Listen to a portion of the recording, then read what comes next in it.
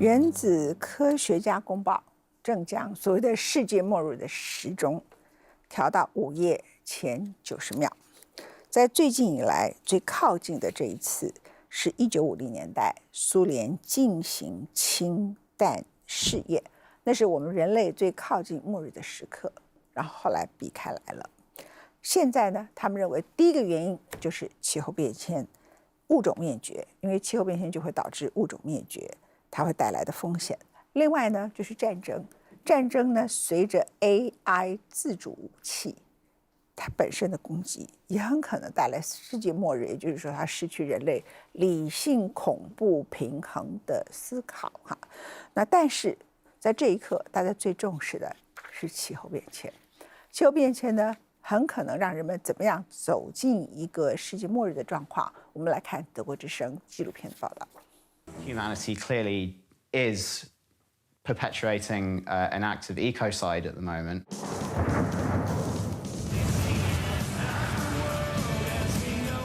Are we closer to the end of the world than we realise? Did we just get lucky till now, and the apocalypse has been merely delayed? Doomsday predictions are still made by scientists today.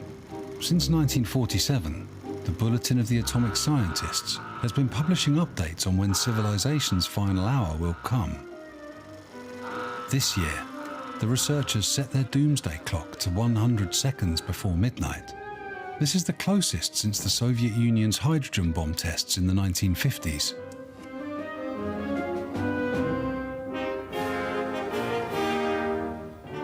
Unlike back then, the threat today isn't only from nuclear overkill, but also climate change, species extinction, and the risks posed by artificial intelligence, for example from its use in autonomous weapons systems and cybercrime. History is riddled with the rise and fall of civilizations. This cycle began about 6,000 years ago, when the first great empires emerged around the globe.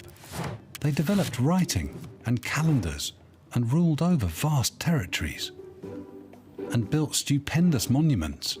They were Babylonians, Egyptians, Greeks and Romans. But then they perished, some without a trace, like the Anasazi in North America's desert southwest and the Nabateans in Jordan. The problem is that none of these collapses was like the next. But is there a pattern nonetheless? One of the most recent and popular explanations of civilization collapse is that of the polymath Jared Diamond. As a biologist, he thinks of the world very much in ecological terms, and that's why he ultimately attributes everything to ecological mishandling. By which Diamond means the overexploitation of nature has led to the downfall of various cultures, including the Maya, Anasazi, Rapa Nui, and the early Scandinavians on Greenland. Let's take a closer look at the latter. For 5 centuries, the Scandinavians settled on Europe's northwesternmost outpost, but around 1500, they suddenly and completely disappeared, leaving behind cowsheds, lots of cowsheds.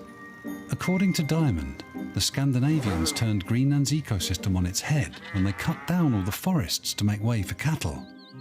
Without the forests, the exposed soil eroded, and the Scandinavians' cows and sheep ate up the last remaining grass. When in the early 15th century, a mini ice age set in across Europe, the Greenland Scandinavians didn't even have the wood to keep themselves warm. They'd committed ecological suicide, ecocide. No one knows when the world will end. The only thing that's clear is that our own greatest threat is we ourselves. But it also means that we, humankind, have the ball in our court. We have a choice. Well, I went to the doctor. I said I'm feeling kind of rough.